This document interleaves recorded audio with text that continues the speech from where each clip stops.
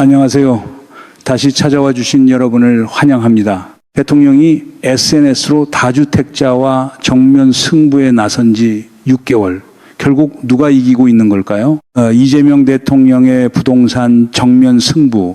사람들은 이걸 크게 두 가지로 보고 있어요. 하나는 대통령 개인 성격 문제로 보는 시각이고요. 다른 하나는 지지율만 회용 정치쇼로 보는 시각입니다. 근데 이 두 프레임, 지금 이 시점에서 정확히 하나만 남기고 나머지는 다 틀렸습니다. 왜 그럴까요? 저도 이게 계속 궁금했거든요. 취임 초기에는 세금으로 부동산 수요를 억누르지 않겠다 이렇게 분명히 말씀하셨던 그 대통령이 왜 하필 1월 23일부터 갑자기 방향을 튼 걸까요? 그리고 왜 하필 지금 부동산 정책 지지율이 3월에 51%였다가 7월에 26%로 반토막이 났는데도 후퇴하지 않고 있는 걸까요? 오늘 이걸 세 층으로 뜯어봅니다. 표면에 SNS로 어떤 문장들이 오갔는지, 그 밑에 어떤 카르텔이 20년간 어떻게 움직여 왔는지, 그리고 6일 뒤 7월 23일 대토론회 이후에 진짜로 시험대에 오르는 게 누구인지, 일단 하나만 먼저 짚고 갑니다. 1월 31일 아침 이재명 대통령이 SNS에 쓴 문장이 있어요. 부동산 정상화는 5,000피 계곡 정비보다 훨씬 쉽고 중요한 일이라는 겁니다. 기회가 있을 때 잡으시길, 이번이 마지막 기회였음을 곧 알게 될 거라고 못을 박았어요.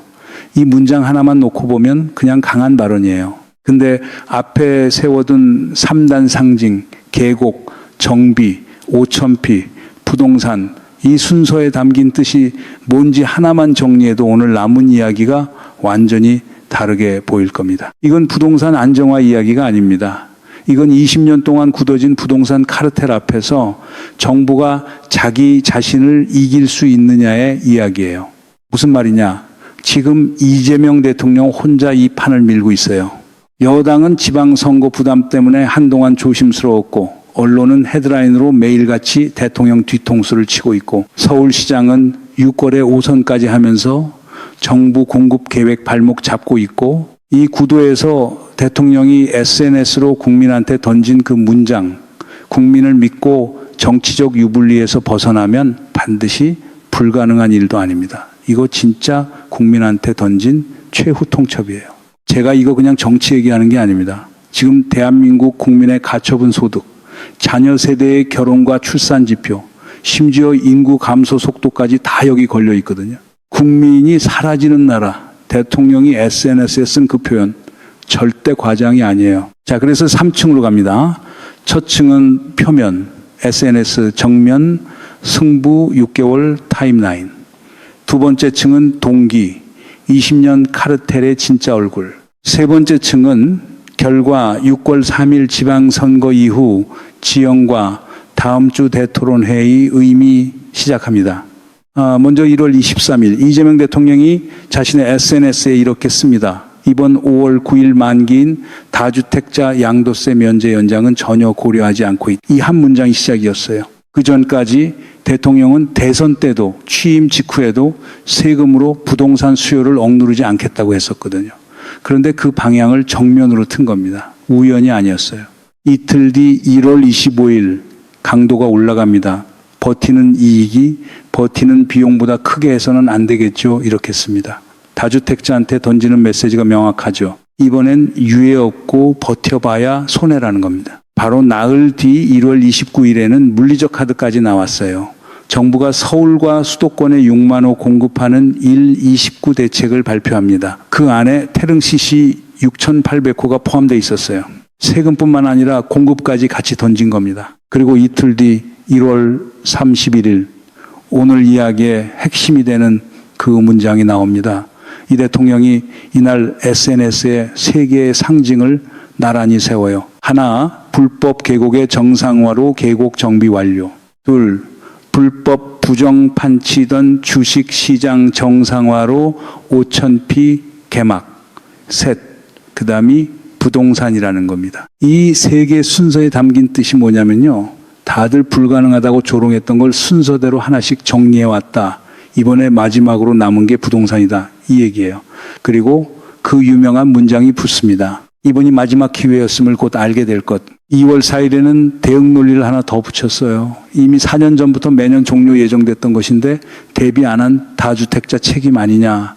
이 문장 되게 중요합니다. 이건 정부의 갑작스러운 갑질이 아니라 4년간의 유예 사이클이 예정대로 종료되는 것뿐이라는 프레임을 확실하게 박아둔 거예요. 3월 22일에는 청와대와 내각에 이런 지시가 내려갑니다. 다주택자와 비거주고가 주택 소유자, 부동산 과다 보유자는 주택 부동산 정책 논의와 결제 과정에서 배제하도록 하겠다는 겁니다. 이유가 뭐냐?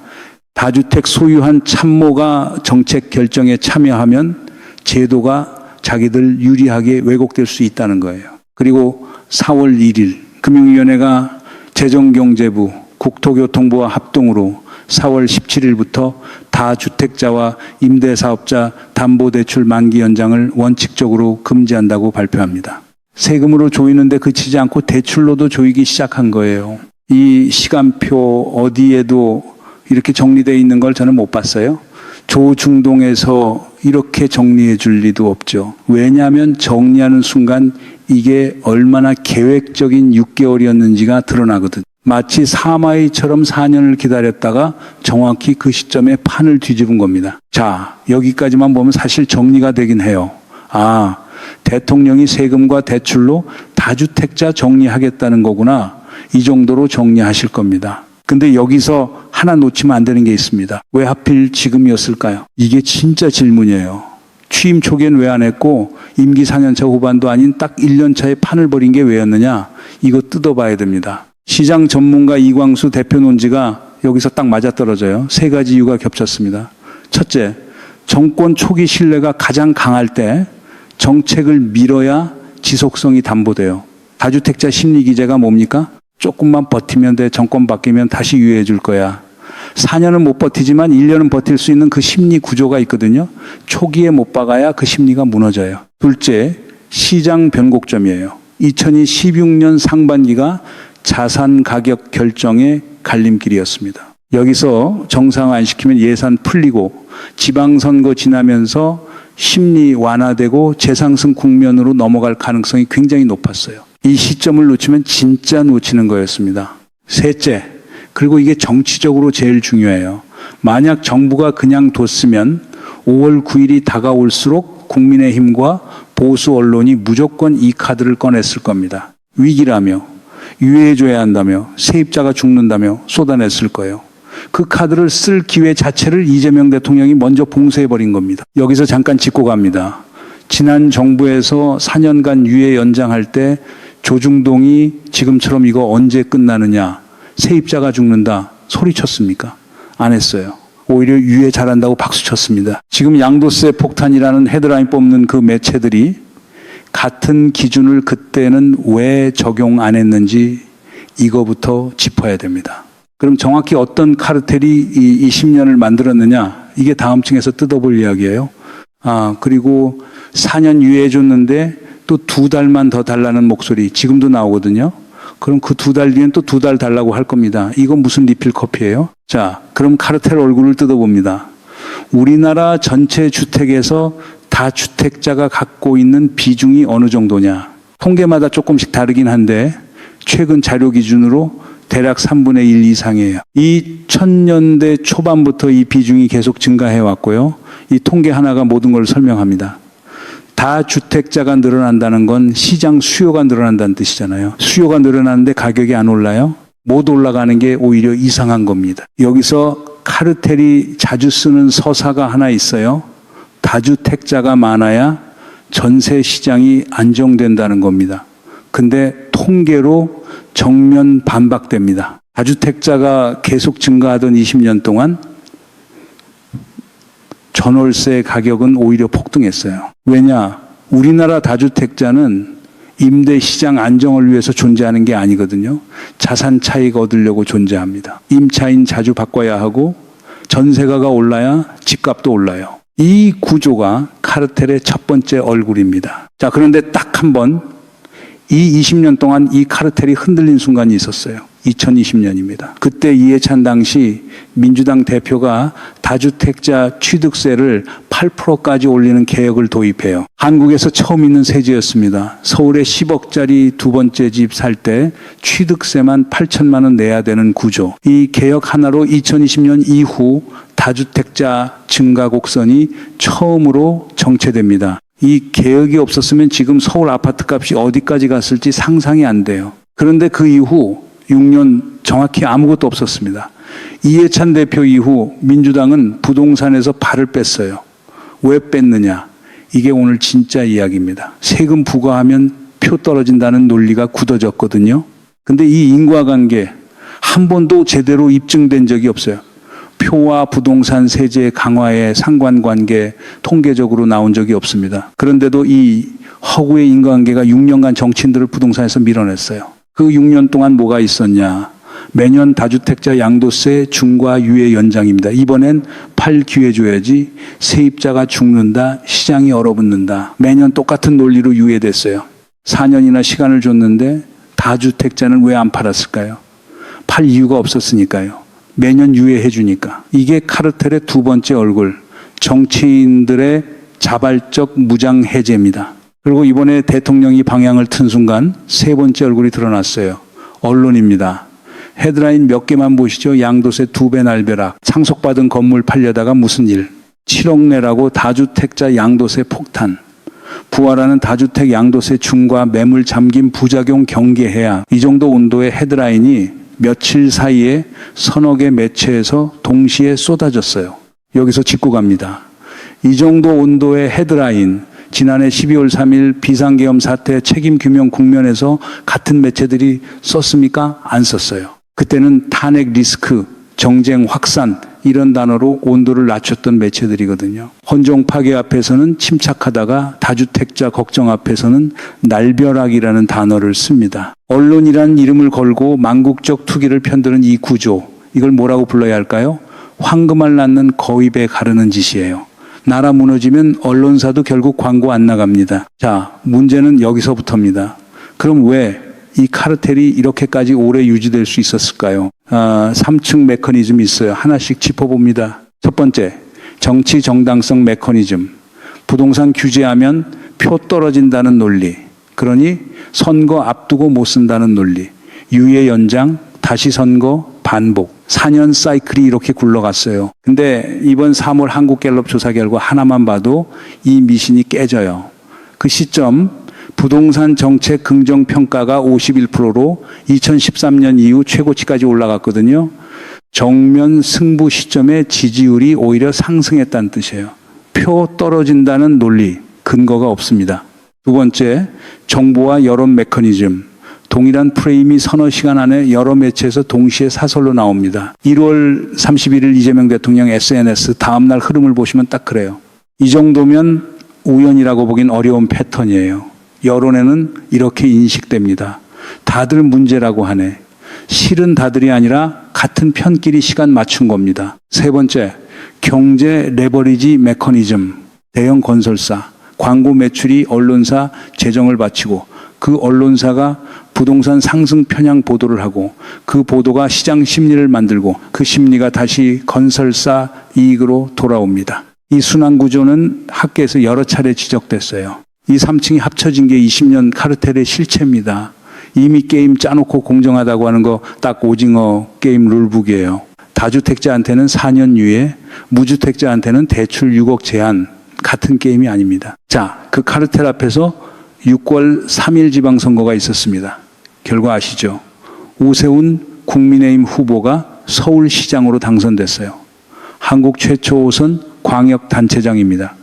이재명 정부 취임 1년차 지방선거에서 서울을 국힘에 넘긴 셈이에요. 그리고 7월 3일 한국갤럽 조사 부동산 정책 지지율이 3월 51%에서 26% 반토막 났어요. 근데 이 대통령 국정 지지율은 54% 오히려 반등한 상태입니다. 이 격차 뭘 뜻할까요? 여기서 오세훈 시장이 어떻게 움직였는지 한 사례만 놓고 보시면 됩니다. 태릉 CC 이야기예요. 정부 일 29대책에 서울노원구 태릉 CC 부지 6,800호 공급 계획이 들어갔어요. 그런데 태릉 강릉이 조선 왕릉이자 유네스코 세계문화유산이거든요. 세계유산 인접해서 개발할 때 반드시 받아야 하는 영향평가가 있습니다. 줄여서 HIA라고 해요. 오세훈 시장이 이 HIA를 들어서 반대합니다. 넘어야 할 절차가 산적한 부지를 사전 협의 없이 포함시킨 결정은 시장에 헛된 희망을 던지는 일이라고 말했어요. 그런데 여기서 딱 걸리는 게 있습니다. 서울시가 지난해 종묘 앞 세운사구역에 40층 건물 재정비를 추진할 때는 뭐라고 했느냐?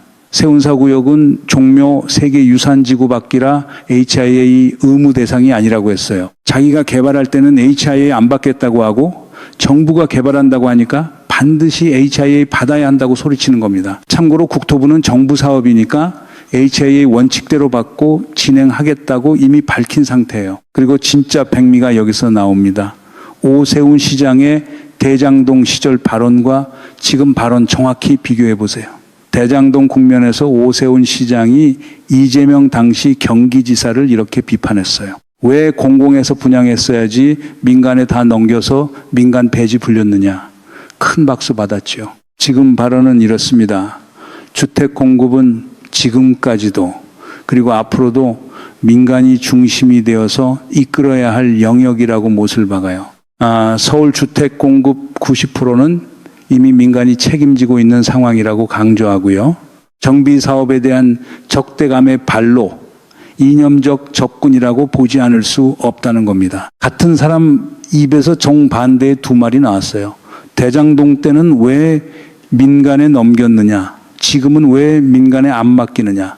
이거 소신 변경이 아니에요. 그 자리에 앉으면 그 자리 이익을 대변한다 이 뜻입니다. 이쯤 되면 피노키오도 이 정도는 아닐 것 같은데요. 딱 변사또 모드입니다. 그리고 이틀 전 7월 15일 오세훈 시장이 부동산 정책 설명 영상을 공개해서 이재명 정부 출범 이후 1년간 서울 아파트 매매 가격이 13.1%, 전세가 6.3%, 월세가 7.4% 올랐다고 비판했어요.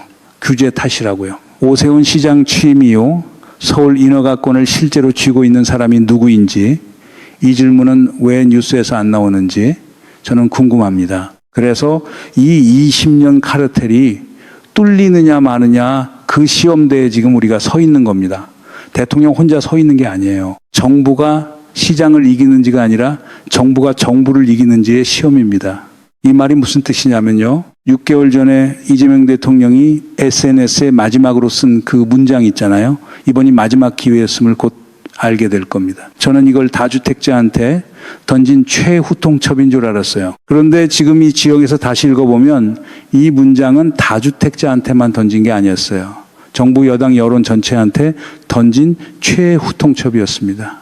6개월 지난 지금 정부는 세제 개편안 대토론회를 앞두고 있고 여당은 여전히 침묵에 가깝고 여론은 반토막 났고 대통령은 여전히 SNS 앞에 혼자 있습니다. 그러니까 지금 시험대에 오른 건 대통령이 아니에요. 대통령을 지킬 여론과 여당 그리고 이 화면 앞에 앉은 우리들입니다. 그럼 이제 뭐가 남았느냐? 세 가지가 남았습니다. 첫째, 여당인 민주당이에요. 지방선거 앞두고 부담스러워서 침묵하던 그 습관을 언제까지 유지할 건지 6월 8일 취임 1주년 기자회견에서 대통령이 이렇게 말했어요. 세제 금융 규제 공급을 조만간 함께 정리할 계획이고 세제 개편은 7월경 구체화될 거라고요. 이건 여당한테 이제 나설 준비하라는 신호였습니다. 여당이 어디까지 응답하느냐 이게 첫 번째 시험이에요. 둘째, 여론입니다. 7월 3일 갤럽 조사에서 부동산 정책 부정평가가 46%로 나왔어요. 이걸 정책 실패 신호로 볼 거냐 아니면 카르텔의 조직적 반격 결과로 볼 거냐 여기서 어떻게 해석하느냐에 따라 앞으로 6개월의 압박 방향이 완전히 달라져요. 그리고 이 여론조사에서 짚어야 할 게 하나 더 있습니다. 부정평가가 가장 강하게 나온 데가 서울 그리고 20대와 30대예요. 왜 그럴까요? 서울 아파트 값이 이재명 정부 1년 동안 실제로 올랐고 그 상승 부담을 정면으로 맡고 있는 게 바로 20, 30대거든요. 그러니까 이분들은 대통령의 개혁 방향이 틀렸다고 보는 게 아니라 개혁 결과가 아직 안 나타나서 화가 나 있는 겁니다. 카르텔이 노리는 지점이 정확히 여기예요. 이 분노 방향을 정부 쪽으로만 돌리면 카르텔은 손 안 대고 코 풀 수 있으니까요. 그리고 이재명 대통령이 최근 SNS에 이런 문장을 하나 더 던졌어요. 같은 다주택인데 한때 등록 임대였다는 이유로 영구적으로 특혜를 줄 필요가 있냐. 이건 무슨 얘기냐면요. 임대 사업자로 등록만 하면 양도세 중과도 피하고 취득세, 보유세, 특혜까지 받는 구조가 있거든요. 4년 후에 다 끝난 이 시점에 남아있던 마지막 우회로까지 정리하겠다는 신호예요. 카르텔이 조용할 리가 없죠. 셋째, 그리고 6일 뒤 7월 23일 이재명 대통령이 직접 주재하는 부동산 대토론회가 열립니다. 이 자리에서 세제 개편안 방향이 정해져요. 7월 말이나 8월 초에 발표될 예정입니다. 이 대토론회 대통령이 여론 만회하려고 여는 이벤트가 아니에요. 6개월간 혼자 SNS로 밀어붙였던 개혁의 마지막 관문이 열리는 자리입니다. 여기서 이재명 대통령이 자기 SNS에 쓴 문장 하나 다시 봅니다. 돈 벌겠다고 살지도 않은 집을 몇 채씩 수백 채씩 사모으는 바람에 집값과 임대료가 천정부지로 올라 젊은 세대는 결혼을 포기하고 출산이 줄어 나라가 사라질 지경에 이르렀다는 겁니다. 이거 세대 문제가 아니에요. 국가 존속 문제입니다. 언제까지 우리 아이들한테 관광버스 빌려서 임장 다니게 할 수는 없잖아요. 이 구도 저는 이걸 아침 뉴스에서 이렇게 정리해 준 걸 본 적이 없어요. 여러분도 아마 그러실 겁니다. 그건 우연이 아니에요. 정리하는 순간 이 카르텔 얼굴이 다 드러나거든요. 20년 카르텔이 대통령의 개혁을 무산시키는 자리, 그 자리에 뭐가 앉을지 우리는 이미 서울의 봄 마지막 장면에서 봤습니다. 결국 7월 23일에 세제 개편안 방향이 결정돼요. 그리고 그날 이재명 대통령이 6개월 전에 SNS에 던졌던 그 문장이 다시 시험대에 오릅니다. 이번이 마지막 기회였음을 곧 알게 될 것. 이 문장이 다주택자한테만 유효한 최후 통첩이었는지 아니면 대한민국 전체한테 던진 시대의 마지막 기회였는지 그 답을 결정하는 사람은 대통령이 아닙니다. 여당도 언론도 결국 시장도 아니에요. 지금 이 화면 앞에 앉아있는 우리들이에요. 이 흐름 다음 국면에서 어떻게 뒤집힐지 저는 계속 추적할 겁니다. 세제 개편안이 나오는 순간 그 조항 하나하나가 무엇을 살리고 무엇을 죽이는지 이 채널에서 정리해 드릴게요. 이 분석이 도움이 되셨다면 좋아요 부탁드리고요. 다음 국면 놓치지 않으시려면 구독하고 알림 설정까지 같이 해 주십시오. 부동산 이야기는 정치 이야기가 아니라 결혼과 출산과 자녀의 미래 이야기니까요. 오늘은 여기까지입니다.